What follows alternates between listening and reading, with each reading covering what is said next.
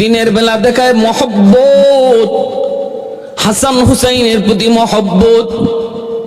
দিনের বেলা জশ্নে জলুস করে, দিনের বেলা তারা তাজিয়া মিছিল করে, নিজের গায়ের মধ্যে রক্ত ঝরায়, ছুরি দিয়ে আঘাত করে, হায় হাসান হায় হুসেন কয়া কয়া নিজের শরীরের মধ্যে রক্ত ঝরায়। কিন্তু রাতের বেলা কি করে শুধু যদি আপনারা শোনেন তাহলে অবাক হয়ে যাবেন, অবাক। আমি 12 গ্রুপের কথাই বলছি না, সমস্ত শিয়াদের কথা বলছি না, বলছি কিছু শিয়া যারা এই দলের এই গ্রুপের, সন্ধ্যার সময় তারা একটা দরবার বসায়, দরবার সারাদিন হায় হাসান হায় হুসেন কয়া চিৎকার করে করে শরীরে রক্ত ঝরাইলো। সন্ধ্যার পরে ওরা বৈশা একটা দরবার বসায়, এই দরবারে একজন বিচারক বসে, আর একজন উকিল হয়, আর একজন জল্লাদ থাকে, আর 5টা মূর্তি তারা ওই জায়গায় বানায় বানায় বাসায় বসায় রাখে। একটা বড় মূর্তি বানায়, তারপরে একটা একটু ছোট বানায়, তারপরে একটা একটু ছোট বানায়, তারপরে একটা ছোট, তারপরে একটা ছোট, এইভাবে 5টা মূর্তি তারা বানায়। 5টা মূর্তির নাম দেয়, সবার ছোট মূর্তিটার নাম দেয় ইমাম হুসাইন। এরপরে বড় মূর্তিটার নাম দেয়, এরপরে বড় মূর্তিটার নাম দেয় মা ফাতেমা, এরপরের বড় মূর্তিটার নাম দেয় হযরত আলী, এরপরে বড় মূর্তিটার নাম দেয় মুহাম্মদুর রাসূলুল্লাহ, এরপরে বড় মূর্তিটার নাম দেয় আল্লাহ। নাউযুবিল্লাহি মিন যালিক। এইভাবে 5টা মূর্তি তারা এক জায়গায় বানায় বসায় রাখে, আর দরবার বসায়। ওই দরবারের একজন বিচারক, আরেকজন উকিল, অসংখ্য মানুষ শ্রোতারা হাজির হয়, দর্শক হাজির হয় দেখার জন্য। সারাদিন যারা মাতম করলো নবী পরিবারের প্রতি, ওই মানুষগুলা সন্ধ্যার পর বসে তখন আবার নবী পরিবারের বিচার করতে বসে যায়। সারাদিন দেখাইলো নবী পরিবারের প্রতি মহব্বত, শ্রদ্ধা, ভালোবাসা। সন্ধ্যার পরে নবী পরিবার আহলে বায়াতের বিচার করার জন্য হাজির হয়ে যায়। অনেক দর্শক উকিল দ্বারা বলতেছে মাননীয় আদালত, বিচারককে সম্বোধন করে কয় মাননীয় আদালত, কারবালার এই মর্মান্তিক ঘটনার জন্য ইমাম হুসাইন নিজেও দায়ী। সারাদিন হায় হুসেন করে রক্ত ঝরায়। সন্ধ্যার পরে বিচার বসায় কয় হুসাইনেরও দোষ আছে কারবালার প্রান্তরের এই মর্মান্তিক ঘটনার জন্য। নাউযুবিল্লাহি মিন যালিক। এই বিচার দেখার জন্য শিয়ারা যেমন হাজির হয়েছে, তেমন আমার একজন মুসলিম ভাই, সে ওদের অগোচরে সেও হাজির হয়ে গেছে। ছোট্ট একটা বালক, ছোট্ট বাচ্চাদের ভিতরে দেখবেন কিছু কিছু বাচ্চা আছে খুব টেকনা, খুব সাহসী, দুর্দান্ত সাহসী, ভয় নাই, ভয় পায় না। যদি তারে বাধা দেন ওই দিকে যেও না, সে আরো বেশি যায়। যদি বলা হয় এই কাজটা করিস না, তাহলে আরো বেশি করে। শিশুকালেই বোঝা যায় তার সাহস, দুর্দান্ত সাহস। এমন একটা সুন্নি মুসলমানের ভিতর থেকে সুন্নি মুসলমানের এক ছোট্ট বালক, সে যে ঢুকলো আড়ালে এদের ওই আদালত, এদের বিচার কাজ দেখার জন্য, যেখানে কেউ ঢুকতে পারে না শুধু শিয়া ছাড়া, সেখানে একটা মুসলমানের, সুন্নি মুসলমানের একটা ছোট্ট ভাই সেও ঢুকে গেল। খেয়াল করে নাই শিয়ারা, সে তো ওই জায়গায় ঢুকে সেও এই বিচার কাজ দেখতেছে ফাঁকি দিয়া। ভাইরা সে দেখতেছে, হায় হায়, কই কি হারামির দলেরা কারবালার মর্মান্তিক ঘটনার জন্য ইমাম হুসাইন নিজেও বুঝি দায়ী, ইমাম হুসাইনও বুঝি দায়ী। এই কথা বলার পর কয় যায় মাননীয় আদালত, আমি ইমাম হুসাইনের বিচার চাই।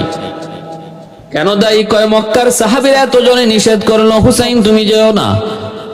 এক একজন দুইজন নয়, অনেকেই তারে নিষেধ করলো, এরপরও সে কেন সে নিষেধ মানলো না? কেন সে নিষেধ মানলো না? অতএব সে নিজেও দায়ী। বিচার চাই, বিচার।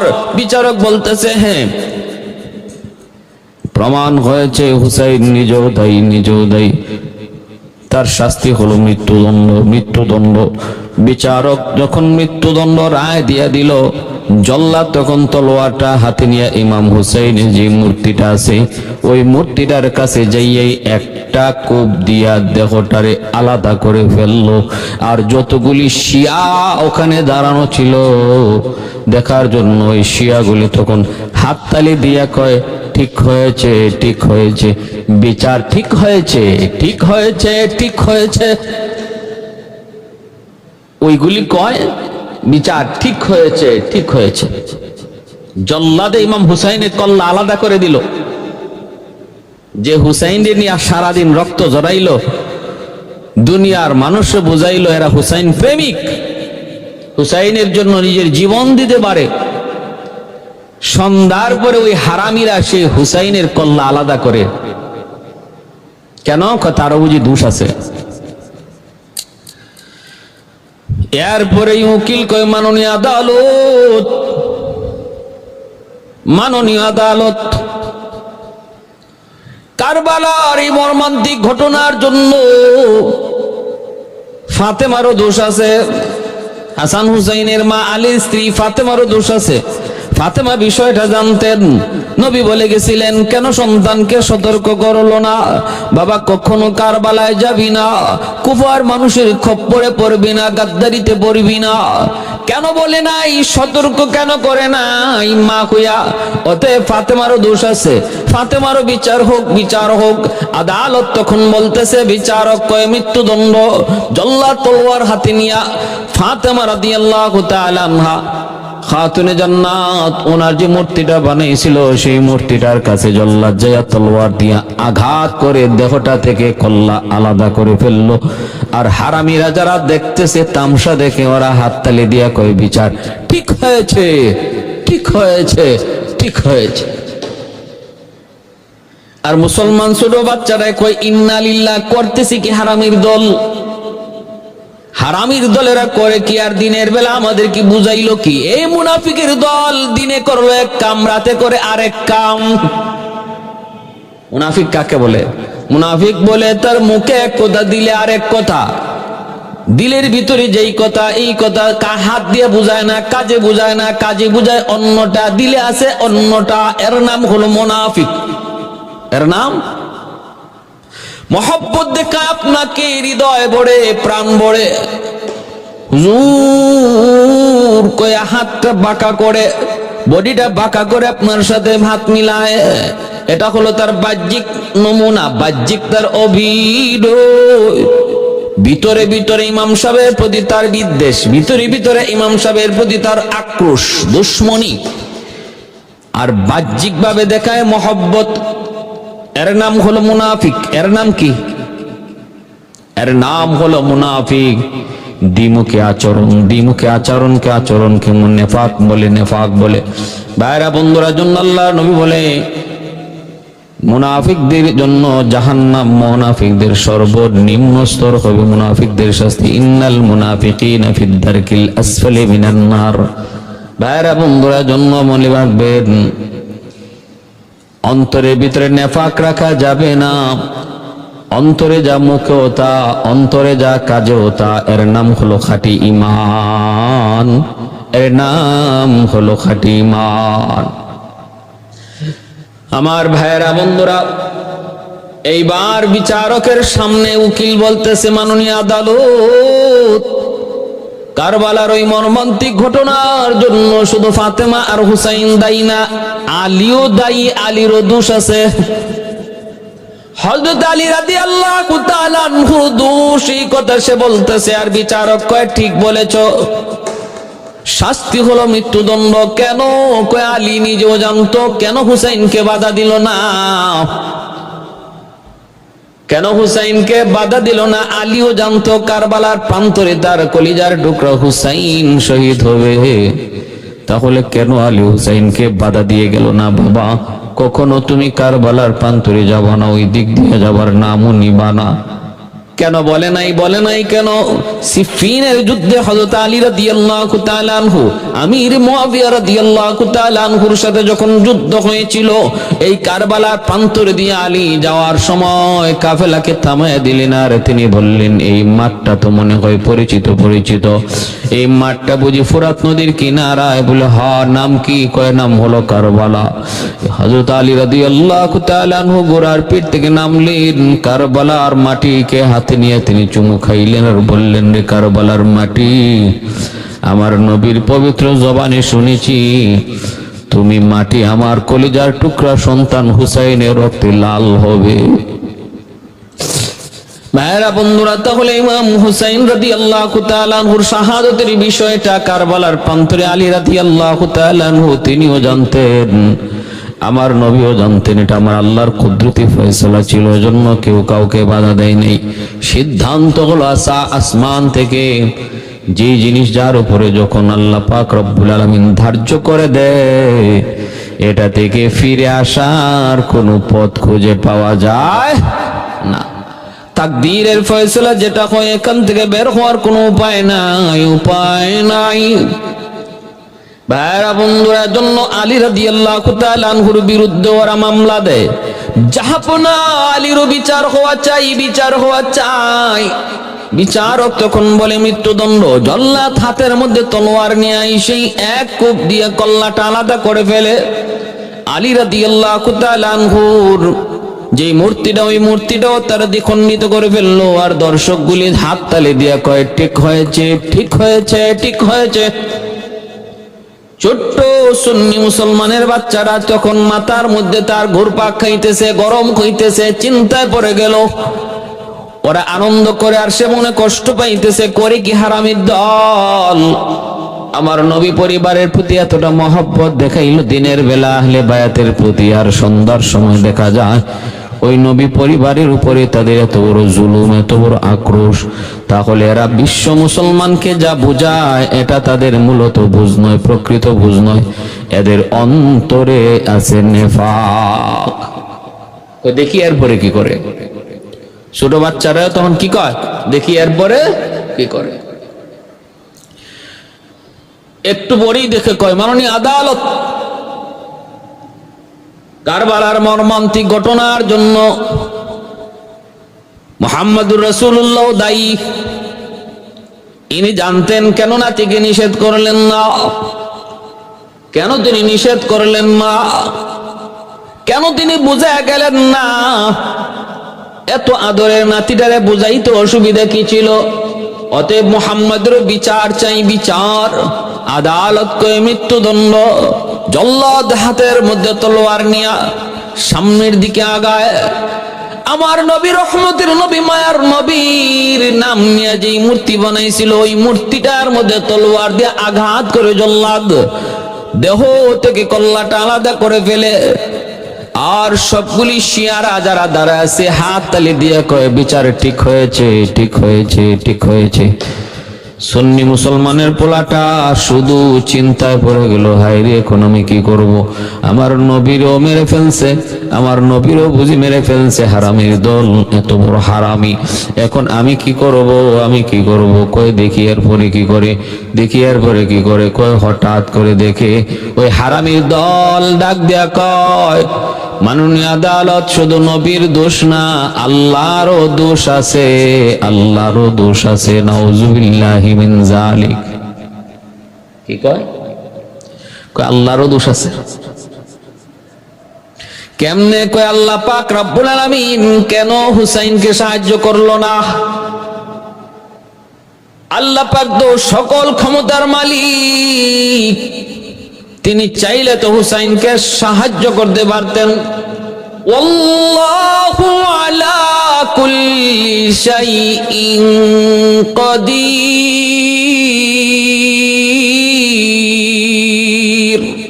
সকল কিছুর উপরে তিনি ক্ষমতাবান।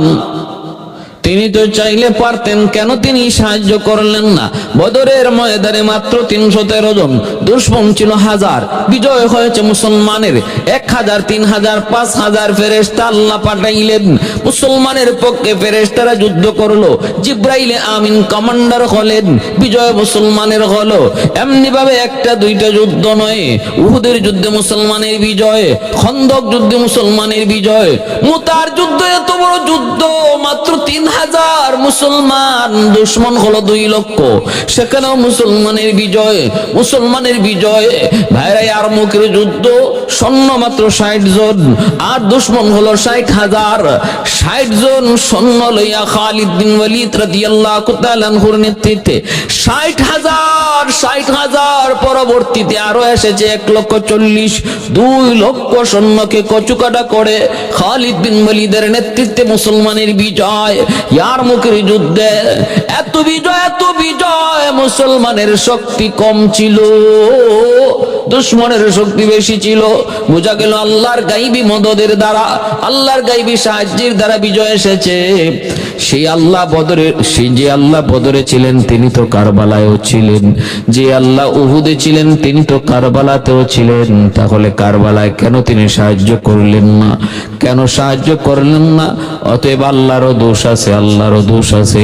হারামির দল কিছুই বুঝে না, কারণ আমার আল্লাহর তকদির, আল্লাহ পাকের ফয়সালা যা হবে এর উপরে মানুষের বুঝো, মানুষের উপরে কোনো কথা ওঠানোর, মানুষের উপরে যুক্তি খুঁজার, আল্লাহর কোনো সিদ্ধান্তের উপরে কোনো মানুষের যুক্তি চলবে না, চিন্তা চলবে না, ফিকির চলবে না।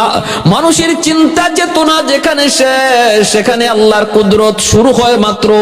মানুষ যা বুঝে না আল্লাহ তা বুঝে, মানুষ যা দেখে না আল্লাহ তা দেখে, মানুষ যা শুনে না আল্লাহ তা শুনে, ঠিক কিনা?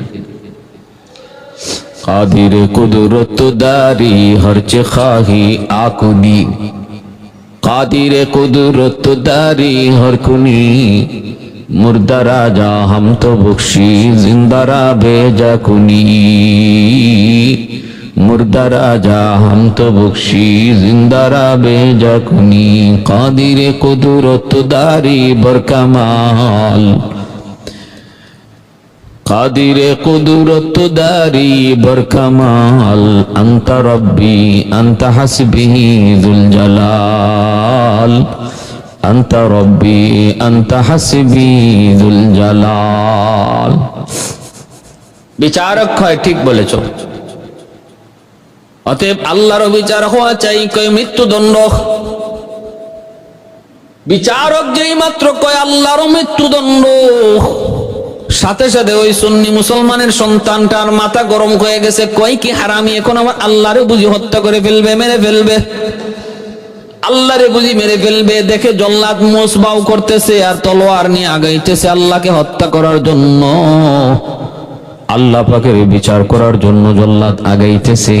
ওই অবস্থায় সুন্নি পোলাটা আর নিজের সামলায় রাখতে পারলো না, একটা দৌড় দিয়ে আল্লাহর মূর্তিটারে নিজের বগলের মধ্যে লইয়া দিছে এক দৌড়। শিয়ারা তার পিছনে পিছনে দৌড়ায়, সেও সামনের দিকে দৌড়ায়, আল্লাহর মূর্তি লইয়া সামনের দিকে দৌড়ায়, শিয়ারা তার পিছনে পিছনে দৌড়ায়। দৌড়াইতে দৌড়াইতে তারা একদম মুসলমান সুন্নি এলাকায় যায় ঢুকে পড়ছে। ওই বাচ্চারাও তখন এলাকার মধ্যে ঢুকে পড়ছে। এলাকার মানুষজন দেখলো শিয়ারা তাদের একটা বাচ্চারে দৌড়াইতেছে, সাথে সাথে তারাও এই বাচ্চার পক্ষে বের হয়ে গেল। শিয়ারা যখন দেখছে মুসলমান দাঁড়ায় গেছে, তখন আর তারা এইদিকে আসে নাই। দেশীয় অস্ত্র নিয়ে তারা আগাইতেছিল ওই বাচ্চাটাকে হত্যা করার জন্য। কিন্তু যেই মাত্র দেখলো মুসলমানও ওই বাচ্চার পক্ষ নিয়ে নিছে, তখন তারা আর সামনে আগায় নাই, ফিরত চলে গেছে। আল্লাহরে আর হত্যা করতে পারে নাই। এই বাচ্চা, এই পোলাটা, এই বালকটা আল্লাহ পাকের মূর্তিটা নিজের বগলের মধ্যে নিয়ে আইসা এলাকার মানুষের মধ্যে পড়লো। ভিড় হয়ে গেল মানুষের। কয় কি রে বাবা, কি হয়েছে একটু বল। কয় কি আর বলবো রে ভাই, আমার আগে একটু পানি খাওয়া, আমার ভিতর শুকায় গেছে। কি দেখলাম একটু পানি খাওয়াইছে। কয় কনা কি হয়েছে? কয় কি আর বলবো, হারামিরা সারাদিন যা করেছে সব ছিল ভাউতাবাজি আর ধোঁকা। নবী পরিবারের প্রতি যে মহব্বত দেখাইছে, সারাদিন নিজের রক্ত শরীর থেকে রক্ত জড়াইয়া সব তাদের অভিনয়, মূলত ওদের অন্তরে আমার নবীর পরিবারের প্রতি বিদ্বেষ। কেমনে বুঝলি? কইরে ভাই, আমি ঢুকে গেছিলাম ফাঁকি দিয়া অবস্থা দেখার জন্য, এদের পরিস্থিতি বুঝার জন্য। আমাকে দেখে নাই, কেউ টের পায় নাই। এরপরে ঢুকে দেখি তামসা আর তামসা। কারবালার ঘটনার জন্য ইমাম হুসাইনকে দায়ী কইরা হুসাইনের মাথাটাও আলাদা করে দিল, এরপরে মা ফাতেমার মাথাটাও আলাদা করে দিল, ওনারও দোষী বানাইলো, এরপরে আলীরও দোষী বানাইলো, মাথাটা আলাদা করে দিল। আমার নবী রহমতের নবীরও একটা মূর্তি বানায় রাখলো, কারবালার জন্য নবীরও দোষী বানাইলো, তলোয়ার দিয়ে নবীর কল্লাটা আলাদা করে ফেললো, আরেকটা মূর্তি আমার আল্লাহর মূর্তি বানাইলো। ওই মূর্তি আল্লাহর মূর্তির উপরও তারা অভিযোগ তুললো, আল্লাহরও নাকি কারবালার ঘটনার জন্য দোষ আছে, অতএব আল্লাহর বিচারও করবে। যেই মাত্র জল্লাদ আসছে আল্লাহকে হত্যা করার জন্য, আমি আর তো বসে থাকতে পারি না, আমার আল্লাহরে মেরে ফেলবে আর আমি বসে থাকবো। দৌড় দিয়া জীবনের রিস্ক লইয়া, জীবনের রিস্ক লইয়া আমি আল্লাহরে বগলে লইয়া দৌড়ে চলে আসছি। পিছনে পিছনে ধাওয়া দিছে, পায় নাই। মুসলমানরা তখন বলতেছে, বাবারে ভালো করছো তুই বাবা, যেইভাবে তোর পিছনে এরা ধাওয়া করেছিল, যদি লাগাল পাইতো তাহলে তোরে মেরে ফেলতো, আল্লাহ তোরে বাঁচাইছে। যদি পাইতো তোরে মেরে ফেলতো, আল্লাহ তোরে বাঁচাইছে। তখন ওই বাচ্চাটাই বলতেছে, কও কি তোমরা তোমরা উল্টা কথা বলো, আল্লাহ আমারে বাঁচাইলো কেমনে? আমি তো আল্লাহরে বাঁচাইলাম। যদি আল্লাহরে বগলে কইরা মিলয়া না আইতাম, তাহলে ওরা তো আল্লাহরে মেরে ফেলতো। শিশু বাচ্চাটার বুঝ যদ্দুর অদ্দুরই বলছে, ওর বুঝটা হলো আল্লাহর মূর্তিরে মেরে ফেললে আল্লাহরে মেরে ফেলা হয়ে যায়। এর এই বুঝটাই নাই।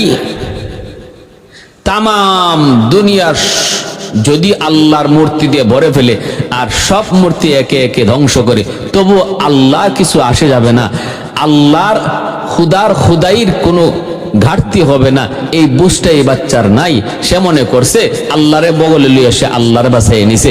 আমাদের সমাজের কিছু মানুষ আছে এমন, যারা মনে করে আমরা নামাজ রোজা পড়ার দ্বারা, হালাল পথে হালাল হারাম মান্য চলার দ্বারা আমরা খুদাই টিকাইয়া রাখছি, আমাদের ইবাদত বন্দেগীর দ্বারা আল্লাহ টিকে আছে।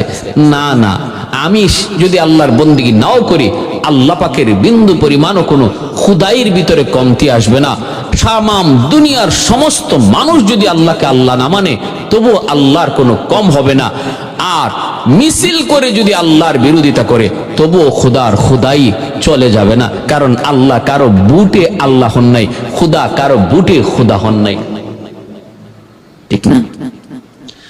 আমার আপনার বুটে আল্লাহ হন নাই। চেয়ারম্যান আমার আপনার বুটে চেয়ারম্যান হয়েছে, এমপি আমার আপনার বুটে এমপি হয়েছে, মন্ত্রী আমার আপনার বুটে মন্ত্রী হয়েছে, প্রধানমন্ত্রী আমার আপনার বুটে হয়েছে।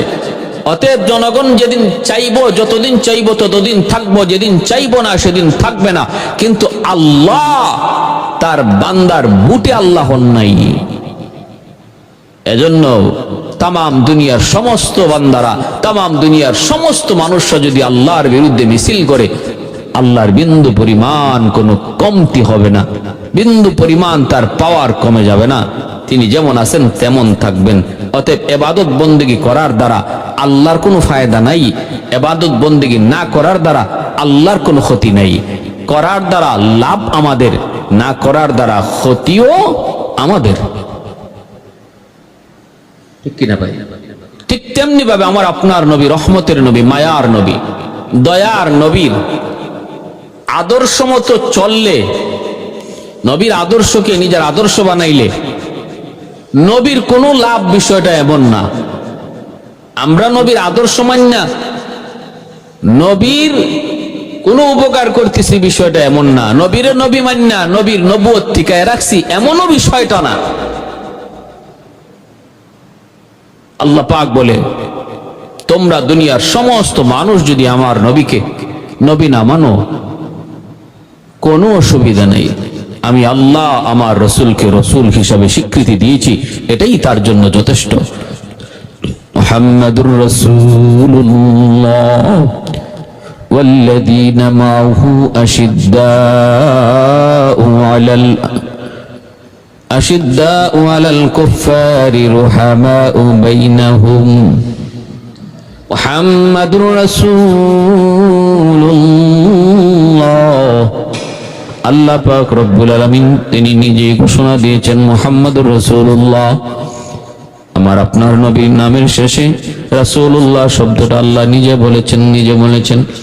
এই কথা দ্বারা বুঝায় দিলেন দুনিয়ার কাফির কুফারের দল, এই দুনিয়ার বেদিন বেঈমানের দল, তোরা যদি আমার বন্ধু মুহাম্মদের নামের শেষে রাসূলুল্লাহ শব্দ না মানো কোনো অসুবিধা নাই। আমি আল্লাহ আমার বন্ধুর নামের শেষে রাসূলুল্লাহ শব্দ যুক্ত করে দিলাম কোরআনের আয়াত বানাইয়া। তোমরা যদি রাসূলুল্লাহ নাও বলো, কিয়ামত পর্যন্ত আমি আল্লাহর কোরআন থাকবে, কোরআন সাক্ষী হয়ে থাকবে আমি আমার বন্ধুকে রাসূল হিসেবে মেনে নিয়েছি।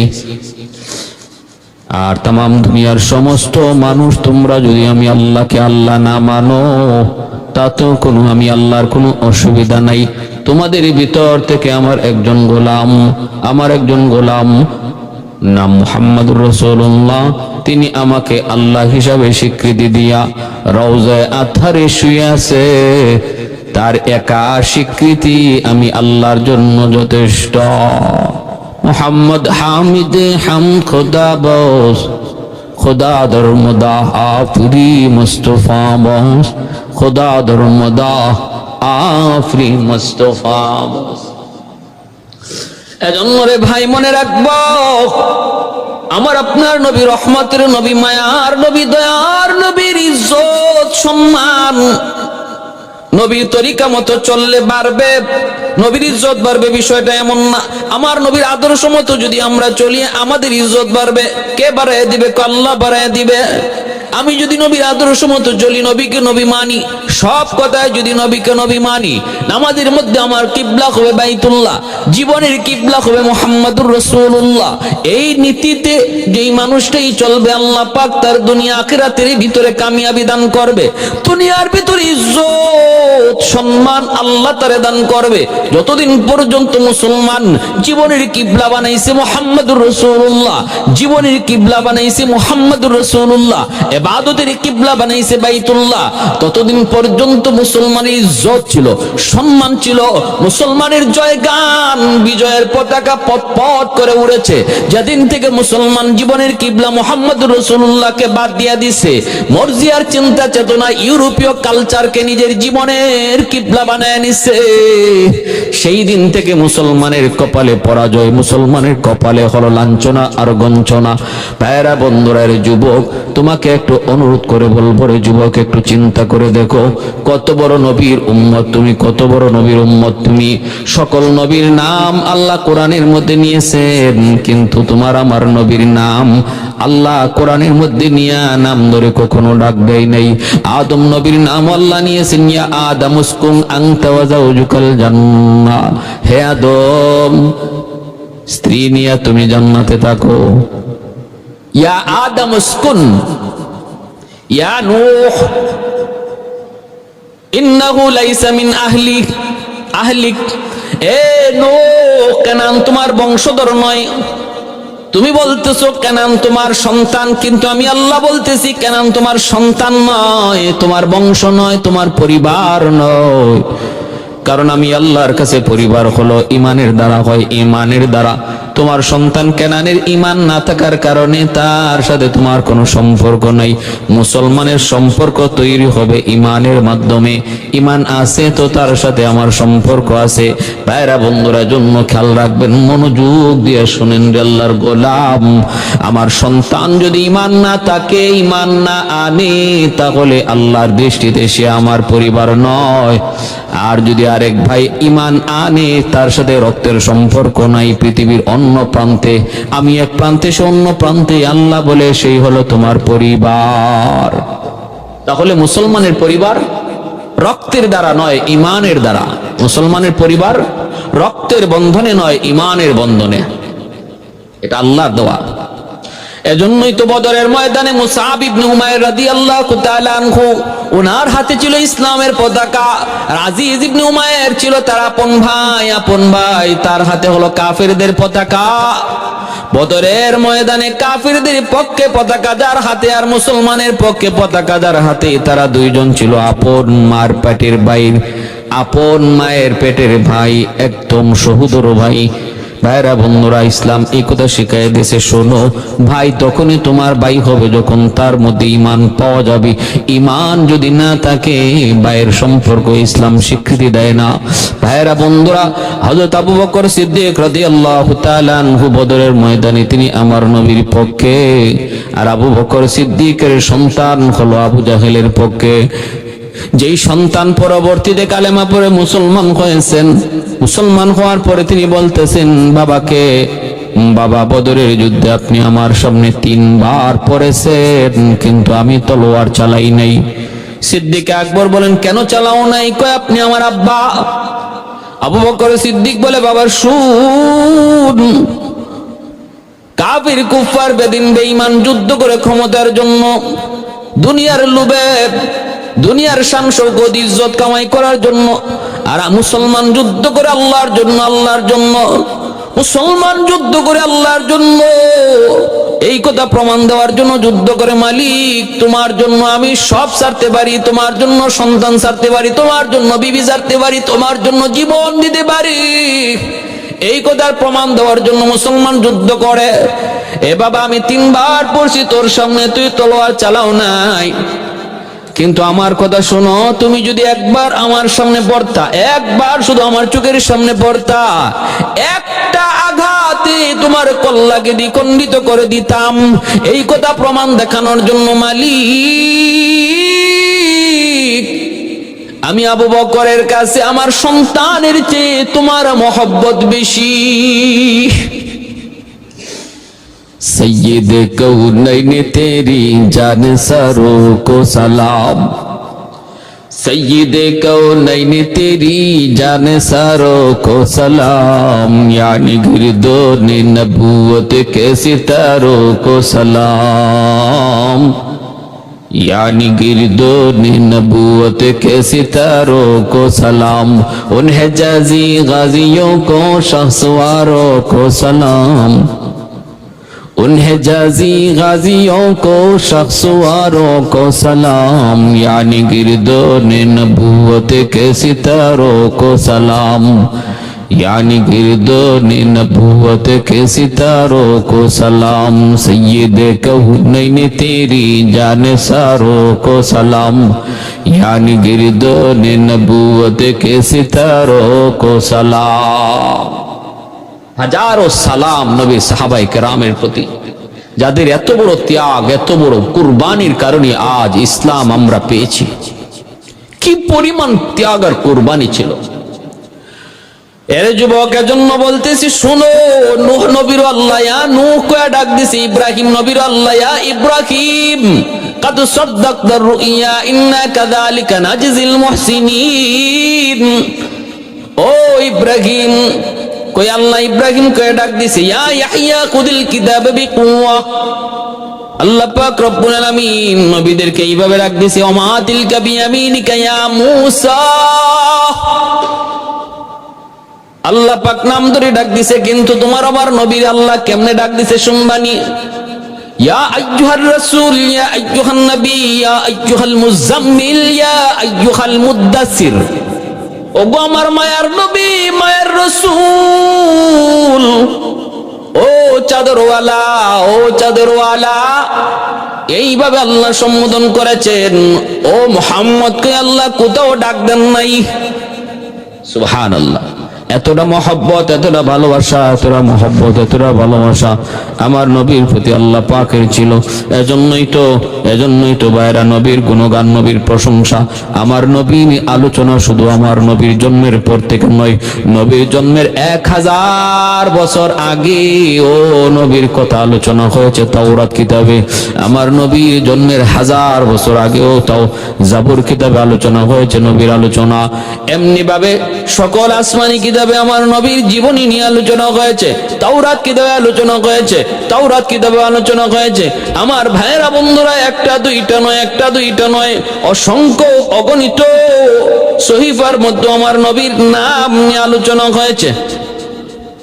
হ্যাঁ, সব জায়গায় নবীর গুণগান, নবীর আলোচনা হয়েছে, নবীর আলোচনা হয়েছে। এজন্য বলতেছি রে ভাই, মনে রাখবেন নবীর জন্মের 1000 বছর আগের একটা ঘটনা আমি আপনাদেরকে শোনাই। নবীর জন্মের 1000 বছর আগে কি হয়েছিল ভাইরা বন্ধুরা আমার? নবী জন্মের 1000 বছর আগে ইয়ামেনের একজন বাদশা, যার নাম ছিল তুব্বাই আউয়াল হিময়ারি। ওই তুব্বাই আউয়াল হিময়ারি সে 400 জন আলেমকে সাথে নিয়া, কয়শো, 400 জন আলেমকে সাথে নিয়া তুব্বাই আউয়াল হিময়ারি সে বের হয়েছে। কোথায় যাবে? কয় মক্কা শরীফ যাবে। কোথায় যাবে? কয় মক্কা শরীফ যাবে। 1,30,000 পদাতিক বাহিনী, আবার হলো কি 1,32,000 অশ্বারোহী। কত বড় বিশাল বাহিনী! 400 জন আলেম, 1,32,000 অশ্বারোহী, 1,30,000 পদাতিক বাহিনী নিয়ে আসে কাবা শরীফ দেখার জন্য, মক্কা শরীফ দেখার জন্য সে রওনা দিয়েছে। কবে? আল বিদায়া ওয়ান নিহায়া কিতাবের ভিতরে লিখেন আমার নবীর জন্মের 1000 বছর আগে। আর ঈসা আলাইহিস ইসলামের জন্মের 430 বছর আগে। ঈসা আলাইহিস সালামের জন্মের 430 বছর আগে বাইতুল্লাহর কাছে চলে আসলো। কিন্তু এত বড় বিশাল বহুর, এরপরও বাইতুল্লাহ থেকে খানায় কাবার আশপাশ থেকে মক্কা থেকে মানুষজন তাকে সুস্বাগতম জানানোর জন্য কেউ বের হলো না। বাদশার মাইন্ডে বড় লাগলো। এইবার বাদশা বলতেছে, আমার বড় কষ্ট লাগলো। ঘটনা কি? কেউ তো আমার সম্মানে বের হলো না, কেউ তো হলো না। আমি এত বড় একজন বাদশা, এত বড় বিশাল বাহিনী নিয়ে আসলাম, কিন্তু মক্কার মানুষ আমাকে সুস্বাগত জানাইলো না কেন? এই চিন্তায় বাদশা বিভোর হয়ে গেল। তখন 400 জন আলেম তারা বলতেছে, জাহাপনা এটা আপনি মনে কিছু নিবেন না, কারণ মক্কার মানুষের কাছে আছে বাইতুল্লাহ খানায় কাবা, এই ঘর আল্লাহর ঘর, এই ঘরের ইজ্জত তাদের কাছে সবচেয়ে বেশি। এই ঘরের চেয়ে ইজ্জত বেশি এমন কোনো বস্তু দুনিয়ায় নাই। এজন্য তারা এই ঘরকে পিছনে রেখে কারো সম্মানে মক্কা থেকে বের হয় না। যদি আল্লাহর ঘরকে পিছন দিয়া কারো সম্মানে মক্কা থেকে বের হয়, তাহলে আল্লাহর ঘরের সম্মান নষ্ট হয়। আল্লাহর ঘরের চেয়ে ওই ব্যক্তিকে সম্মান বেশি দেওয়া হয়ে যায়, এজন্য ওরা বের হয় না। কথাই নাকি? এই ঘর আমারে আজকে ইজ্জত, আমার ইজ্জত দেওয়া থেকে বাধা হয়ে দাঁড়ালো, ঠিক আছে আমি এই ঘর ভেঙে ফেলবো। শয়তানি বুদ্ধি মাথায় ঢুকাইয়া দিছে। শয়তানি বুদ্ধি, বলুন তো, আল্লাহর ঘর ভাঙবে আর ঘরের মালিক তাকায় তাকায় শুধু দেখবে না? আপনার ঘর ভাঙতে আসবে আর আপনি তামসা দেখবেন? কখনো না। গায়ের শক্তি রাখতে আপনি বাধা দিবেন। নিজের ঘরই যদি ভেঙে ফেলে তাহলে আর নিজের ইজ্জত থাকে কি? উলামায়ে কেরাম বুঝাইতে চাইলেন, বাদশা এমন কাজ আপনি করবেন না, সব জায়গায় হাত দিবেন না, সব জায়গায় তামসা করা চলে না, এমনটা করবেন না। কয় না না, আমি ভেঙে ফেলবো। উলামায়ে কেরামের কথা বাদশা মানলো না, সব কথা মানে কিন্তু এটা মানলো না। মাথার মধ্যে সিট উঠছে, রক্ত চড়ে গেছে। আল্লাহর ঘর বাইতুল্লাহ ভেঙে ফেলবে, কারণ এই ঘর তার সম্মানে বাধা হয়ে দাঁড়াইছে। আল্লাহর ঘর বাইতুল্লাহর কাছে যায় যখন হাত লাগাইছে আল্লাহর ঘরকে নষ্ট করার জন্য, সাথে সাথে আল্লাহ পাকের অ্যাকশন শুরু হয়ে গেল। আল্লাহ সব সময় ধরে না, আল্লাহ মাঝে মাঝে ধরে, ধরলে আল্লাহ ছাড়ে না। আল্লাহ যারে ধরে কেউ তারে ছাড়াইতে পারে না। ইন্না বাতুশা রাব্বিকা লাশাদীদ। আল্লাহ পাকের ধরা বড় কঠিন ধরা। আল্লাহ সুযোগ দেয়, সাথে সাথে আল্লাহ কাউকে ধরে না। ফেরাউনও আল্লাহ সুযোগ দিয়েছে 350 বছর, এরপরে ধরছে। এমন ধরছে লোহিত সাগরে চুবায় আল্লাহ মারছে, পানিতে চুবায় ফেরাউনকে মারা হয়েছে। কতবার যে কইছে মুসার খুদার উপরে ঈমান আনলাম, মুসা তোমার খুদার উপরে ঈমান আনলাম, আমারে বাঁচাও। এমনও বলছে আল্লাহ তোমারে মানি, কিন্তু জিব্রাইল বলছেন যে না, আর সুযোগ নাই, আর সুযোগ নাই। আযাবে নিপতিত হওয়ার পর যদি কেউ তওবা করে, তওবা আল্লাহ কবুল করে না। সাকরাত শুরু হয়ে যাওয়ার পরে যদি কেউ তওবা করে, তওবা আল্লাহ কবুল করে না। আযাবে পতিত হওয়ার আগে যদি কেউ তওবা করে, আল্লাহ তার তওবা কবুল করে। সাকরাত শুরু হওয়ার আগে যদি কেউ তওবা করে, আল্লাহ তার তওবা কবুল করে। পশ্চিম দিগন্তে সূর্য উঠবে, তওবা কবুল হবে না। সাকরাত শুরু হলো মানে তার জীবনের পশ্চিম দিগন্তে সূর্য উঠে গেল। কেউ আযাবে পড়ে গেল মানে তার জীবনের পশ্চিম দিগন্তে সূর্য উঠে গেল, তার আর তওবা কবুল হবে না। এজন্য আমার আপনার তওবা করার সময় সাকরাত শুরু হওয়ার আগ পর্যন্ত মনে রাখবা। কার কখন সাকরাত শুরু হবে তা তো কেউ জানি না ভাই। কার কখন সাকরাত শুরু হবে এটা তো কারো জানা নেই। এজন্য প্রতিটা মুহূর্ত হলো আমার তওবা করার সময়, প্রতিটা মুহূর্তই হলো আমার তওবা করার টাইম। আল্লাহর কাছে অনুনয় বিনয় করা, অনুতপ্ত হওয়া, আল্লাহ জীবনে বহু ভুল করেছি, আল্লাহ তুমি আমার ভুলগুলি মাফ করো, সামনের জীবনে আর কোনো ভুল করব না, এইভাবে আল্লাহর কাছে মাফ চাওয়া। ভাইরা বন্ধুরা, এজন্য বলতেছিলাম তুব্বাই আমওয়াল কিমিয়ারি আল্লাহর ঘর বাইতুল্লাহ হাত দিয়েছে, সাথে সাথে আল্লাহ পাকের অ্যাকশন শুরু হয়ে গেল। অ্যাকশন কেমন অ্যাকশন শুরু হয়েছে? নাক, মুখ, চোখ, বডির সমস্ত ছিদ্র দিয়ে রক্ত বের হওয়া শুরু হলো, অজ্ঞান হয়ে পড়ে গেল বাদশা। এরপরে বাদশার কাছে হেকিম ডাক্তার কবিরা জানা হলো তার চিকিৎসার জন্য। বাদশা বলতেছে আমার চিকিৎসা করে কোনো লাভ নাই, চিকিৎসায় কোনো ফল হচ্ছে না। উলামায়ে কেরাম বলে চিকিৎসায় কোনো ফল তোমার হবেও না।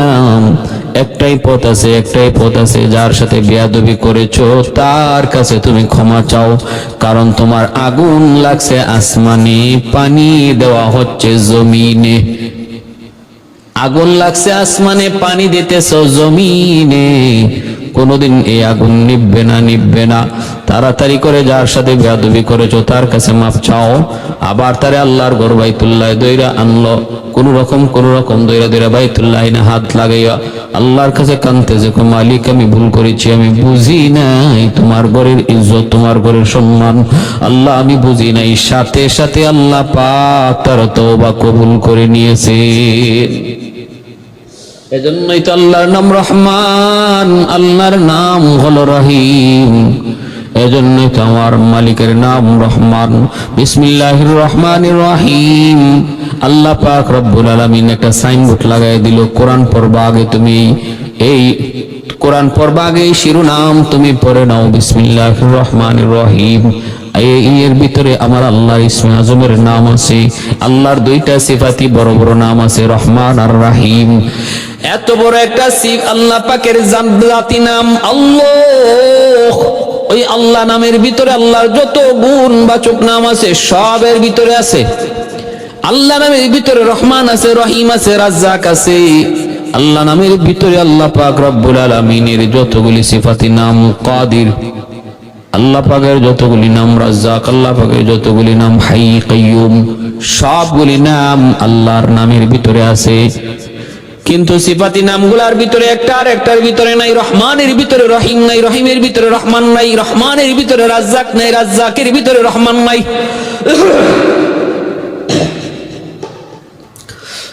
অতএব আল্লাহ যদি আল্লাহ নাম কোথাও ব্যবহার করে আর কোন সিফাতি নাম নেওয়া লাগে না, কারণ আল্লাহ নামের ভিতরে রহমান আছে। কেউ যদি বলে আল্লাহ তুমি বিসমিল্লাহর ভিতরে তোমার নাম আনছো আল্লাহ, আবার কেন তুমি রহমান আনছো, রহিম আনছো?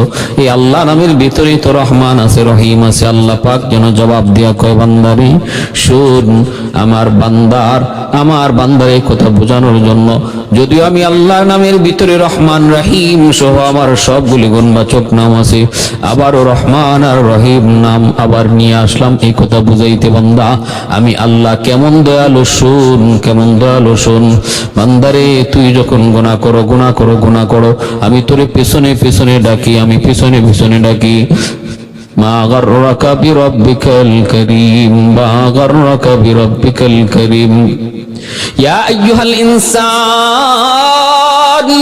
মা গাররাকা বিরাব্বিকাল কারীম। এ আমার বান্দা, তোরে কোন জিনিসে তোরে আমি আল্লাহ থেকে ভুলায় দিল?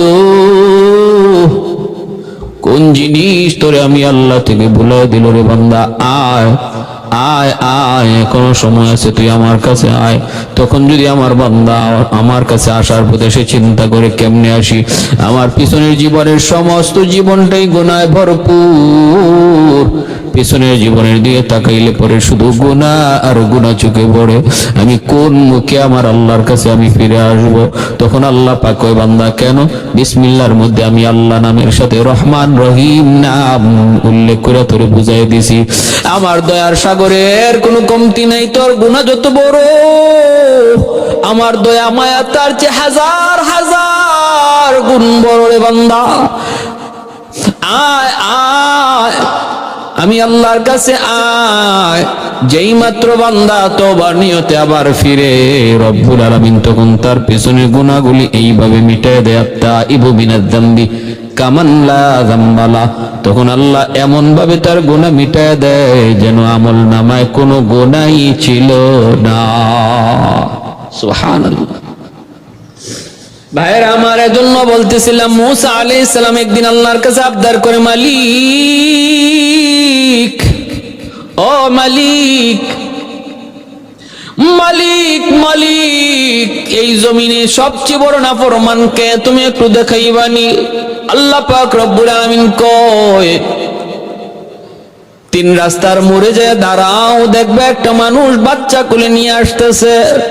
মুসা নবী দাঁড়াইলেন, মানুষটার চেহারা দেখলেন, চলে আসলেন। এবার মুসা নবী কয়, আল্লাহ, দেখলাম তো দুনিয়ার মধ্যে সবচেয়ে বড় নাফরমানের চেহারা, কিন্তু এই দুনিয়ার মধ্যে সবচেয়ে বড় বলি কে? তুমি একটু দেখাইবানি তোমার সবচেয়ে পেয়ারা বান্দা কে? আল্লাহ বলে, মুসা, তোমার পরে এই জমানায় আমি আল্লাহর কাছে সবচেয়ে প্রিয় কে তুমি যদি দেখতে চাও, তুমি ওই জায়গায় আবার যায় দাঁড়াও। সকালবেলা যেখানে তুমি দাঁড়াইছিলা, দেখবো ওই দিক থেকে একটা লোক আসতেছে, সেই হলো এই জমিনে, এই জমিনে এই মুহূর্তে আমি আল্লাহর কাছে সবচেয়ে প্রিয়। মুসা নবী যায় ওই জায়গায় দাঁড়াইলেন, দাঁড়ায় নবী দেখতেছেন একজন মানুষ আসতেছে। কাছে আসতে তিনি দেখেন, আল্লাহু আকবার, সুবহানাল্লাহি ওয়া বিহামদিহি, সুবহানাল্লাহিল আযীম। আল্লাহ তোমার কুদরত বুঝা বড় দায়। সকালবেলা যেই মানুষটা দুনিয়ার সবচেয়ে বড় গুনাহগার ছিল, বিকাল বেলা সে দুনিয়ার সবচেয়ে বড় বলি হয়ে গেল কেমনে? আল্লাহ আমি বুঝি নাই। একই মানুষ বিকাল বেলা ফিরতেছে ওলি হইয়া। আল্লাহ তখন বলতেছে, মুসা, বুঝতে চাও বুঝি? ও মালিক, আমি বুঝতে চাই। আল্লাহ বলে, আমার বান্দা সকালবেলা ছিল দুনিয়ার সবচেয়ে বড় নাফরমান, গুনার কথা ইয়াদ করে ছোট্ট বাচ্চাটারে কোলে নিয়ে পাহাড়ের উপরে উঠছে জঙ্গলে, তওবা করার নিয়তে নির্জন নিরিবিলি জঙ্গলের মধ্যে উঠছে। বাচ্চাটা খালি জিগায়, বাবা কই যাও? কয়, বাবা চলো জঙ্গলে যাই। জঙ্গলে যাওয়া মাত্রই বাচ্চারা বলতেছে, আব্বু জঙ্গল এত বড়, এর চেয়ে বড় কিছু আছে নাকি? বাবা বলে, এর চেয়ে বড় হলো পাহাড়। এরপরে বলতেছে, বাবা পাহাড়ের চেয়ে বড় কিছু আছে নাকি? কয়, আছে, এর চেয়ে বড় হলো আসমান। বাবা এর চেয়ে বড় কিছু আছে নাকি? কয়, এর চেয়ে বড় হলো তোমার বাবার গুনাহ। এইবার ছোট বাচ্চারা বাবার চেহারার দিকে তাকায় দেখে বাবার চোখের কোনায় পানি জমতেছে। আর বাচ্চারা বলতেছে, আব্বু তোমার গুনাহ এত বড়, এত বিশাল। বলে, হ বাবা। বাবা গো, তোমার গুনার চেয়েও বড় কিছু আছে নাকি? তখন বাবা সন্তানটার বুকে জড়ায় কপালে চুমু খায় আর বলতেছে, বাজান রে, তোমার বাবার গুনার চেয়েও বড় হলো আমার আল্লাহর দয়া আর মায়া আর ক্ষমা। আমার আল্লাহর দয়া মায়া ক্ষমা তোমার বাবার গুনার চেয়েও বড়, গুনার চেয়েও বেশি। এই কথা বইলেই বলতেছে, বাবা আমি আল্লাহর কাছে একটু হাত উঠে তওবা করব, কানবো। আল্লাহ পাকের দয়ার আশায় আমি কানবো। পিছনের জীবনের দিকে তাকাইলে দেখে তোমার বাবার পুরো জীবনটাই গুনায় ভরপুর। যেহেতু আমার আল্লাহর দয়া মায়া আমার গুনার চেয়ে বেশি, আমি একটু কাঁদবো, তুমি আমার সাথে আমিন আমিন বলবা। আল্লাহ জানাইতেছে, মুসা রে, আমার বান্দা যখন হাতটা উঠে আমি আল্লাহর কাছে তওবার নিয়তে ডাক দিছে, আল্লাহ ওই আল্লাহ ডাকটা 7 আসমান ভেদ করে আমি আল্লাহর আরশে আজিমে আইসা ধাক্কা লাগছে। ছোট বাচ্চাটা বাবার চোখের পানি দেখা আমিন কইয়া ডাক দিছে, বাচ্চার আমিনটা আমি আল্লাহর আরশে আইসা ধাক্কা দেয়। ছোট বাচ্চাটা ওকে, আল্লাহ তুমি আমার আব্বারে মাফ করো, আল্লাহ তুমি আমার আব্বারে মাফ করো।